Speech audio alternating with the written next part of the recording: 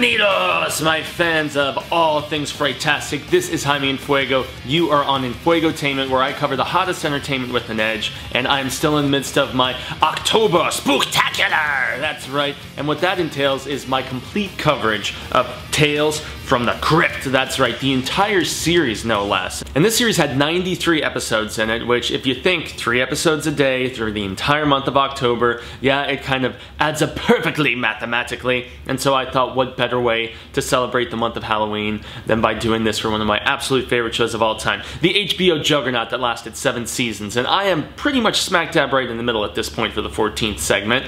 We are in season 4. And the series, as I mentioned in our previous installment, has started out hitting on all cylinders. And this first episode that we're going to be discussing for the Bueno, the Malo, and the Feo, the good, the bad, and the ugly. That's basically the way that I do this type of coverage on my channel here. And the good episode is entitled Seance, and it was directed by Mr. Gary Fleder, who most people will remember from his debut, Things to Do in Denver When You're Dead, which, you know, was heralded. It starred Andy Garcia, had kind of a little bit of a noir aspect to it, film noir. And this episode of Tales from the Crypt is no different in that aspect. It's definitely a period piece, like 40s, 50s era con men, well actually a con man and a con woman to be specific in this instance. It's Kathy Moriarty, who everybody remembers from her role in Scorsese's Raging Bull. She had pretty much every type of Best Actress nomination you can think of in that, or maybe it was Best Supporting, but yeah, she was nominated for her acting, everything from an Oscar to Golden Globes. I mean, yeah, right across the board, tremendous effort, and she is actually nominated for and winning a Cable Ace Award for her performance in this. And her co-con is played by Ben Cross, who everybody remembers from the much beloved and like won so many, like bucket loads of Academy Awards, Chariots of Fire in the early 80s, where he was a Jewish runner, and really inspiring film, fantastically acted. So we've basically got 2 really high profile people in this, along with the director that is very capable and knows what they're doing. And then on top of that, it was actually written by Harry Anderson, who we saw just a few episodes ago, or a few segments ago, I should say, playing Mr. Corman in Corman's Calamity, where he was a Tales from the Crypt illustrator. He actually wrote this, and everybody knows him from, he was on Night Court, he was on Dave's World, I guess, but I always remember him, you know, as Beep Beep Richie, yeah, from Stephen King's It. Such a great adaptation. So this noir, these 2 con men, they're basically trying to, well, con women, as I said, these 2 cons are basically trying to swindle this older guy through some blackmail for some money. And things don't go the way they had planned, and then in turn, when they try to alter their plans, things don't go the way they planned, even in that respect. So there's a lot of cool twists and turns, and it was actually first appeared in the Vault of Horror number 25, so you can imagine, you know, what sort of, I guess, forces may be at work here. It's a non-spoiler review, so I'm not going to really reveal too much, but yeah, a couple cons, and, you know, they're doing some seedy stuff, But yeah, it's a very great episode, wonderfully acted, and there's a payoff that I personally was not expecting. So yeah, let's just leave it at that and jump into our Malo episode. Yeah, check it out. Take a good look at, take a good gander at the Malo here. And this one originally appeared in Crime Suspense Stories number 23. And as far as Malos go, this is another one that I cannot just say is absolute garbage, you know. It was actually very well acted by Dylan McDermott. This was his first television role. He'd done some film before this, so he had done like Hamburger Hill, and he was in a smaller role in Steel Magnolias, but this is where he was really just kind of showing what he could do on television, because everybody knows he went on to do The Practice and win tons of awards for that. We're talking Emmys and Golden Globes, and even most recently, everybody saw him in the first 2 seasons of American Horror Story. He was great on that too, so yeah, he's a heck of an actor. And he actually is the one bueno in this Malo episode. The Malo is the fact that the story is just kind of boring, kind of bland. He is, Mr. McDermott, that is playing a guy who's kind of pulling the strings and assisting with these 2 doctors who are trying to develop some, you know, new, almost like a viral thing that they're trying to study.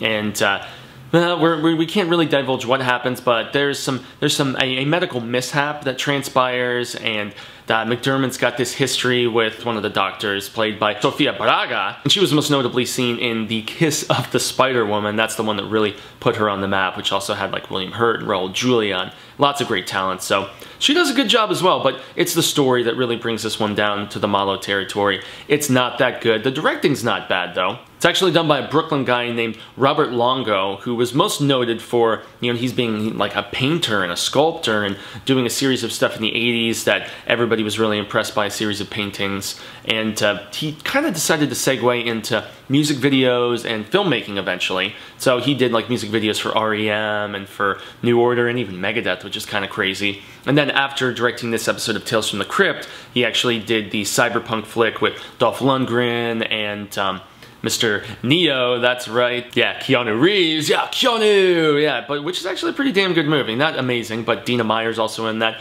Whoo boy, swing swing, what a babe.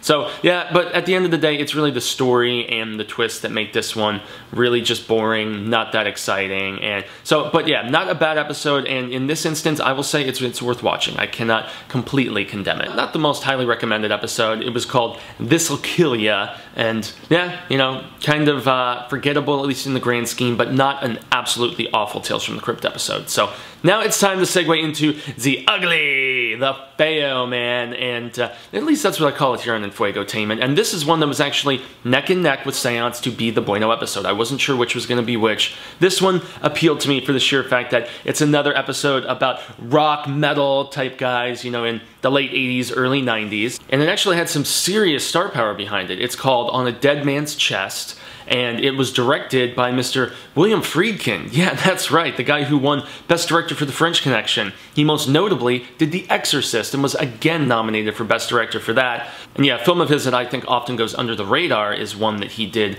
with Ashley Judd and the amazing Michael Shannon called Bug. If you guys haven't seen that movie, definitely got to check that out. But this one, it's got the whole rock thing going on. You've got a small role played by Tia Carrere. You've also got Ms. Sherry Rose, who shows up on another Tales from the Crypt episode later on in 1994, and then also shows up in the first theatrical Tales from the Crypt film, Demon Knight. So yeah, she has kind of a history with Tales from the Crypt. This is where she first got on there, but the guy who's leading the proceedings, the guy who is pushing everything forward here, his name is Yul Vasquez, and he was kind of fit for this role because he was originally in bands. So he was in a band called Urgent and also in a band called Diving for Pearls, both of which had some Billboard, not huge hits, but minor hits. And they did some touring, they were on MTV, and so the guy was a rocker before he decided to get into acting. So he's kind of perfect for this. There's also some other music cameos. You got Heavy D in there. You've also got Greg Allman as like a manager, promoter type guy. So, but what this is really all about is the guy wants to get a tattoo. He sees that this girl, played by Sherry Rose, has this awesome tattoo, and it's right on her very, very lovely chesticle. And that's one thing I gotta say about this episode that's definitely ugly or feo. There's some of the most ugly, feo graphic sex of any episode of Tales from the Crypt that I've seen on here. The sex is graphic, and it's not throughout the entire thing, but when you see it, yeah, it's I'm like, man, this is TV? Well, I guess it was pay TV, and that's what people on HBO wanted, was that kind of thing. So, I don't know, and but the acting isn't bad. It's not feo, that's for sure. It's just the ugliness of the concept and what ends up transpiring, the ugliness of the graphic, sex and nudity that's in it. That might not appeal to some people. It did to me, but it did kind of take away from the story a little bit. The guy wants to get a tattoo, and he is sent by Sherry Rose to this very mysterious tattoo artist played by Heavy D, and the guy is supposed to be able to see, what's supposed to be on your canvas. So he's almost like a medium / tattoo artist.